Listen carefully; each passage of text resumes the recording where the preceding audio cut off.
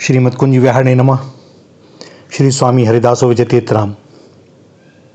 भैया, छोटे छोटे दृष्टांत सूत्रों को समझाने में बड़े सहायक सिद्ध होते हैं। तो जब भी किसी संत महात्मा के मुख से कोई दृष्टांत सुने तो तत्व को पकड़ने की चेष्टा करें। वह इसलिए सरल करके बताया जाता है ताकि हृदय में उतर जाए और हम उसे कथा कहानी समझकर ऐसा ना करें कि उस पर विचार ही ना करें। ऐसे ही एक छोटा सा दृष्टांत हम लोगों के सुधार के लिए, सावधानी के लिए। एक शहर में 4 साधु आए। उनमें से एक साधु शहर के चौराहे में जाकर बैठ गया, एक घंटाघर में जाकर बैठ गया, एक कचहरी में जाकर बैठ गया और एक शमशान में जाकर बैठ गया। चौराहे पर बैठे साधु से लोगों ने पूछा, बाबा जी, आप यहाँ आकर क्यों बैठे हैं? क्या और कोई बढ़िया जगह नहीं मिली? साधु ने कहा, यह चारों दिशाओं से लोग आते हैं और चारों दिशाओं में जाते हैं। किसी आदमी को रोको तो वह यही कहता है कि मेरे पास रुकने का समय नहीं है, जरूरी काम पर जाना है। अब यह पता नहीं लगता कि जरूरी काम किस दिशा में है।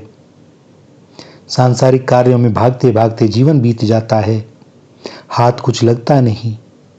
न तो सांसारिक कार्य पूरे होते हैं और न भगवान का भजन ही होता है।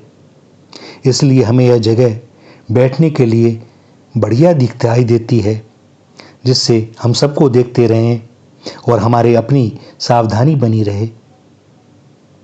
घंटाघर में बैठे साधु से लोगों ने पूछा, बाबा जी, आप यहाँ क्यों बैठे हैं? साधु ने कहा, इस घड़ी की सुइयां दिन भर घूमती हैं, पर 12 बजते ही हाथ जोड़ देती हैं कि बस हमारे पास इतना ही समय है और अधिक कहाँ से लाएं। घंटा बजता है तो वह बताता है कि तुम्हारी उम्र में से 1 घंटा और कम हो गया। जीवन का समय सीमित है, प्रतिक्षण आयु नष्ट हो रही है और मृत्यु पास आ रही है। अतः सावधान होकर अपना समय भगवान के भजन में और दूसरों की सेवा में लगाना चाहिए।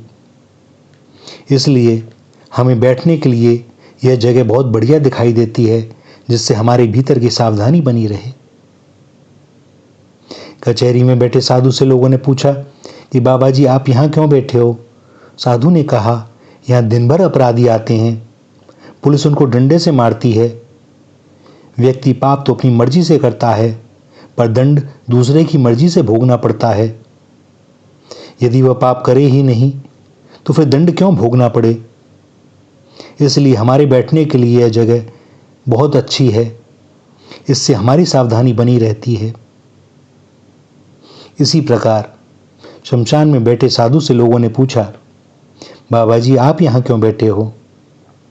और उस साधु ने कहा, शहर में कोई भी आदमी सदा रहता नहीं, सबको एक दिन यहीं आना पड़ता है और यहाँ आने के बाद फिर वह आदमी कहीं जाता नहीं। यहाँ आकर उसकी यात्रा समाप्त हो जाती है और कोई भी व्यक्ति यहाँ आने से बच नहीं सकता। अतः जीवन रहते रहते परम लाभ की प्राप्ति कर लेनी चाहिए, जिससे फिर इस संसार में आकर दुख ना भोगना पड़े। और इसलिए मुझे अपने बैठने के लिए यह जगह बड़ी उत्तम दिखाई देती है, जिससे मेरी सावधानी बनी रहे। भैया, विचार करना, इस पर चिंतन करना, कितने महत्वपूर्ण सूत्र हैं।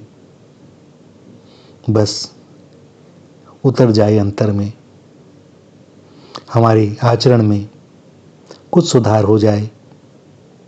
आगे की व्यवस्था वे स्वयं संभाल लेंगे। श्री राधा, श्री राधा, श्री राधा।